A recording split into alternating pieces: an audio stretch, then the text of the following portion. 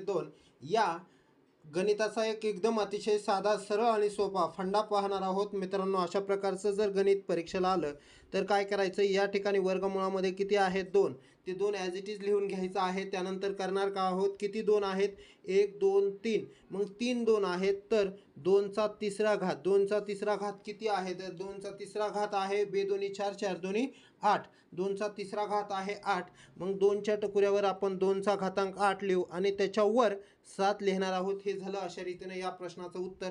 याचाही पुढचं जर आपण एक्झाम्पल पाहायचं झालं तर वर्गमुळामध्ये 5 वर्गमुळामध्ये 5 वर्गमुळामध्ये 5 हे देखील सेम अशाच पद्धतीने आपण करू शकतो मित्रांनो. यासाठी आपण लिहिणार आहोत 5, कारण वर्गमुळामध्ये 5 आहे. त्यानंतर 5चा घन नाही तर कुठलीही संख्या असेल, या ठिकाणी वर्गमुळामध्ये कोणतीही संख्या असेल तरीही आपण या ठिकाणी 2च घेणार आहोत. 2चा